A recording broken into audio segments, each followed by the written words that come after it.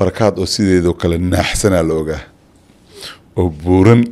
أو نفخيسن هالمربى وحارقنا بركات عتوبي دي ضد بدنا كجرنا تلو إنا كعبانه حاجة وحسك بدلين لو ما صنتها شراركو حاجي حاو caanaha Sacuudiga إيدي باندمي naftu way kabayaan ليل إيدي باندمي uma baahnid dheef kale إسكابر داف إيدي باندمي أنا سعودية وادك دك caanaha Sacuudiga وادك دك كلنتي وعنا ونكسن داود يلي دي لهنتين ميل والبو تشوكتان وحد كسولواتان ويا أرق بودكاست هوبال تي في magacayga waa Sharmaake maanta waxa ila joogo mid kamid ah saaxiibadeyda qaaliga kuwa ugu jecelahay qaybta saxaafadda Maxamed Shuuriye Nuur Barakaat Maxamed waa wada taqaaniin uma baahnidin in la idin baro laakiin wax yar oo waxaan rabaa information inaan ka bixiyo Maxamed Shuuriye Nuur Barakaat waa wariye rugcadaa ah oo ka soo shaqeeyay in ka badan 20 warbaahineed waliba ku ugu saameynta badan Soomaaliya Barakaat waxa uu la soo shaqeeyay wasaaradda badan wuxuu aad u la shaqeeyay Allah u naxariistay maama Khadiija Maxamed Diiriye oo dhawaan geeriyootay Maxamed Shuuriye Nuur Barakaat aqoonyahan ilaa iyo waxbarashada heer master ah oo haddii aan khaldaneen kulli isaga noo sii faahfaahin doono haddana waa agaasimaha warbaahinta iyo xiriirka bulshada ee madaxtooyada Hirshabeelle maxamed soo dhow maxaana ka tagay waa santahay marka qof wax badan aad iska taqaanaan wareysigaaga u diyaar garoobo aad iyo aad waxa laga marmaana buug weyn iyo qalin intaad soo qaadato inaad aad adiguna uga baaraan degto oo ku faraxsanahay Sharmaarka Abukar أمين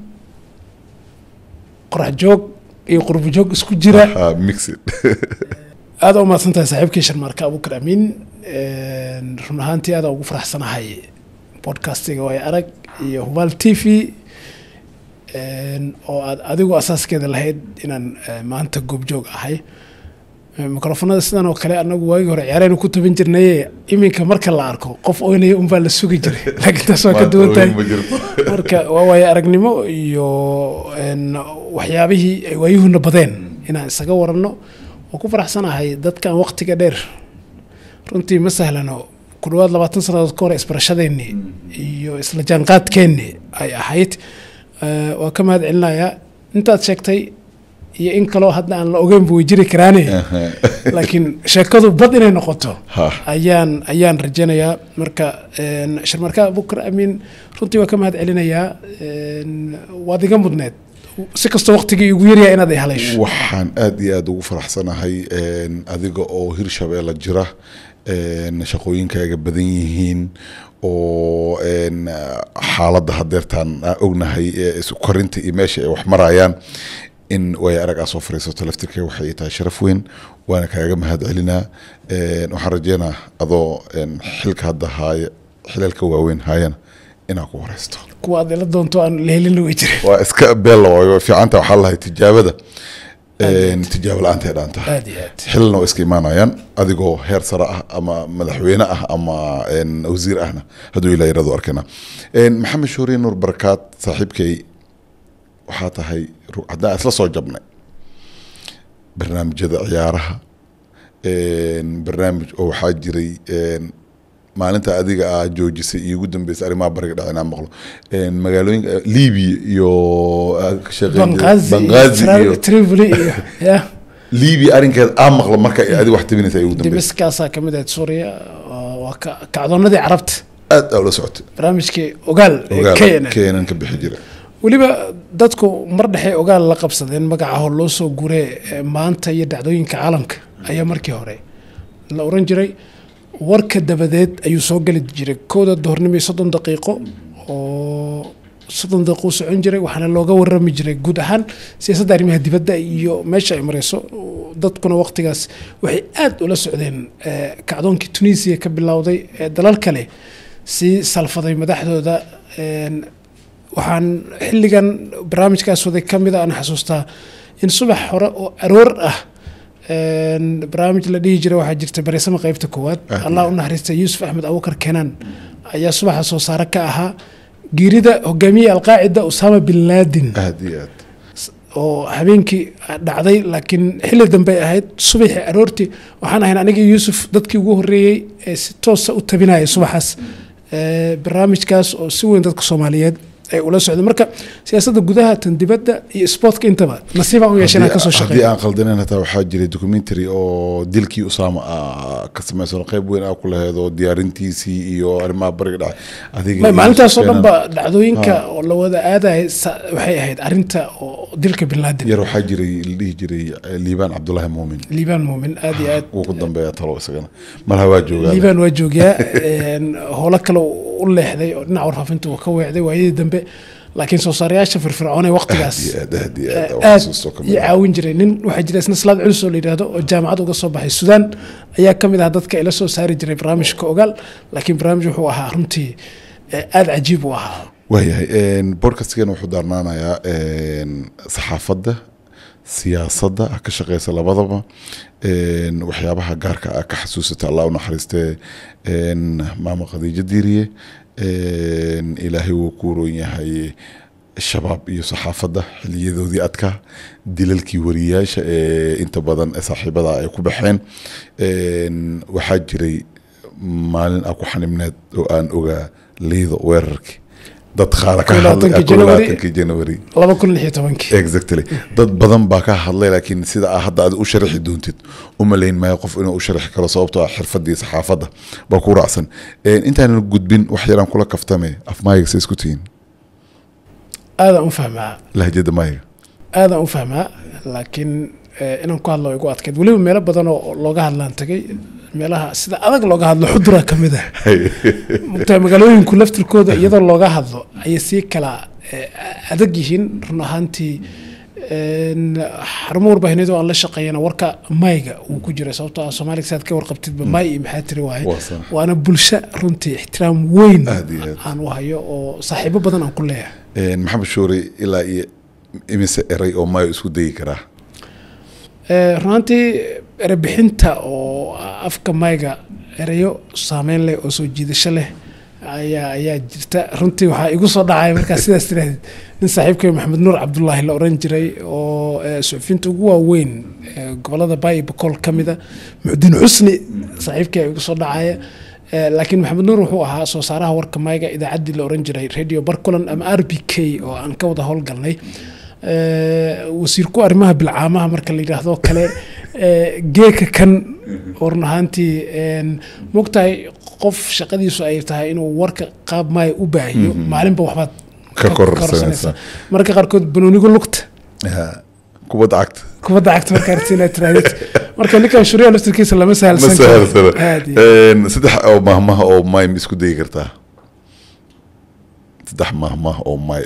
lahjada mayga arman kuwa keesha mi wakiilada roore deeri way ugu bilowna shirarka inaa si fiican u taqaanida ogahay marka kuleeyahay aan kuwa keesha aad runtii dhaqanka Soomaalidana uu farayaa in wax kasto dhaqanka ah ama ereyada ama magaalooyinka inaad tagto oo kaliya ka soo laabato macna ma sameynaysa dhaqanka ka jiro iyo lahjada looga hadlo iyo afafka laftirkoodu meelaha magaalooyinka kala xoog badan hadda maygi maxaa tiri waa afka Soomaaliga saxda dastuurka xitaa ku qoran tahay marka qofku inuu bartana waa laga marmaa way waa soconayna barakaad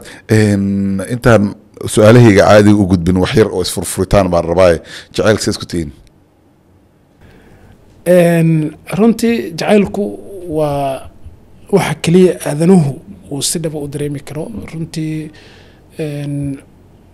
sida loo kala dhigdhigo ama loo fasiro ayaa lagu kala gidsan yahay macna jacayl waa kii abwaaniintii fanaaniintu ay wax badan ka qori jireen runtii anaguna wax badan aynu ka aqrin jirnay marka laga hadlayo barnaamijyada madadaalada run ahaantii Sharmarkow aniga jacayl waxaan u aqaanaa wax labada qofood ka dhaxeeyo oo waqti loo helay oo si qurux badan looga wada hadlay hilowga iyo xiisaha iyo rabitaanka xadka aan lahaynba wuxuu ka imanayaa horta in waqti la isku helo laakiin midkan hadda aad moodo inuu teknolojiyadda un kusoo koobmay oo waqtiga uu ciriiri yahay waxaan isleeyahay jaceylka inuu naqiinay ma ah waxaan xasuustaa xilliyada hogaamiye kooxyada magaalada u kala qoqobneed darjajaxan buu qofku intuu soo qaato kaaraan intuu ka tago madiina tagay madiina intuu ka yimaado xitaa ma jirto halkee soo maraysaa iyo ma naba tagtay iyo ma jirto qofka inuu baxo uu soo laabto unba lagu ogaan karaa badqabkiisa marka jaceyl kaasuu ahaa waayahay barakaad saaxiibkay weli su-aalihii kaftanka iyo baashaalka ku jirnaa barakaad oo sideedoo kale naaxsanaa la ogaa oo buuran oo nafaqaysan hal mar baa waxaan aragnay barakaadoo caatoobay dee dad badanaa ku jiraan talo inaan kaaga baahannahay xaggee wax iska bedeleen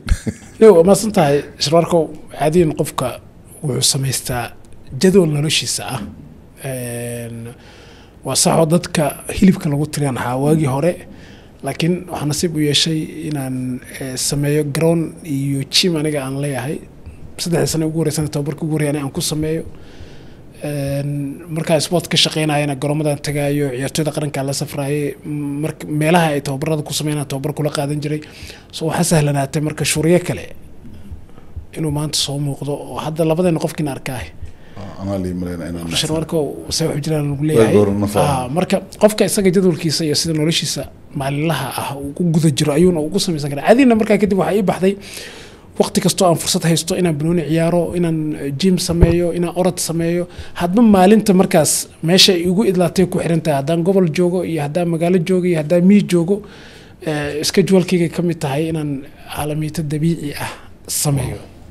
marka sirta ku jirto waa in la caalamiintayo jirka jimicsi sida jadwalkaaga shaqada u samaysan yahay si lamid ah in cuntooyinkaagana ay isku dheelitiran yihiin oo waxyaabaha dufanka ama dietka la xiriirana aad ka fogaatid waqtigana aad qaadatid sidan hadda aad arkayso iyo sidan dabcan farq weyn ayaa u dhaxeeya haddii aad tahay muuqaal sameeye waxaa hubaal inaad u baahan tahay koorskan oo aad sidaad u kala reyn lahayd muuqaalkaaga weliba hab professional ah se ku darsee